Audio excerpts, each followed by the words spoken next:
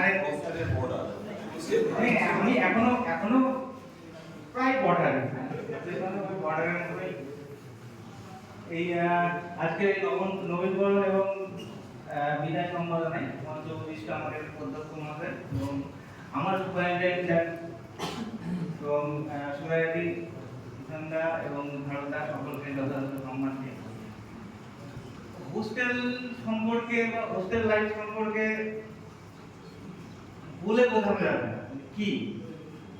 আমি আগস্টের 4 তারিখ ফার্স্ট এই হোস্টেলে যখন গেট দিয়ে এন্ট্রি করি ঢুকছি ওই করিডোরটাই 4 জন সিনিয়র বসে আছে, মনিরুলদা, মিঠুদা, মুকবুল হোসেন ডিকে এবং সুমনদা।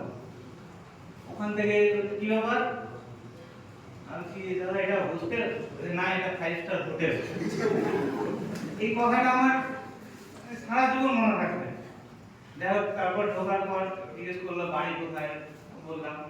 তারপর ওরা রুম ঠিক করে দিল। সেই প্রথম হোস্টেল লাইফ 2008 সাল আগস্টের 4 তারিখ। সেখান থেকে আজ পর্যন্ত মধ্যে 2 বছর ছিলাম না, আজ পর্যন্ত এই বাউন্ডারির ভেতরে আছে। বাড়ি খুব কম যেতাম, বাড়িতে বলতো কি ব্যাপার বাড়ি আসিস না। তা আমি তখন পড়তাম, তখন বলতাম আমি 2 জায়গায় জমি কিনে রেখেছি, একটা জিয়াবাদে একটা কল্যাণীতে। কল্যাণীতে বেরিয়ান, এখানে করতেছি হোস্টেল। যখন যাবো তখন হোটেল আমার খোলা। তাই এগুলো বলতাম। হোস্টেল জীবনে অনেক কিছু এক্সপিরিয়েন্স আমার আছে, স্যার আছে, আমি বলবো না, স্যার অনেকটাই জানে। যাই হোক এই জীবনটা একটা অনেক কিছু শেখায় আমাদের। আমি এই এত বছর হোস্টেল থেকে আমাকে যে কোনো জায়গায় রেখে দিলে আমি ম্যানেজ করে নেবো।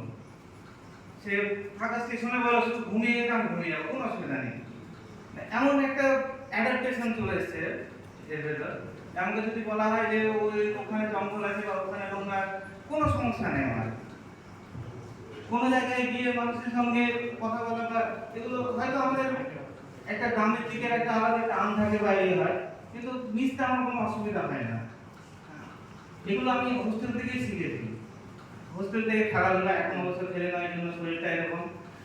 আগে কলেজ ঠিক 4টি সে ওখান থেকে বেরিয়েছে, বেরিয়ে ব্যাগ রেখে আমি মাঠে নেমে গেলাম। তখন একটা ইয়ে ছিল যে হ্যাঁ সবাইকে মাঠে নামতে হবে।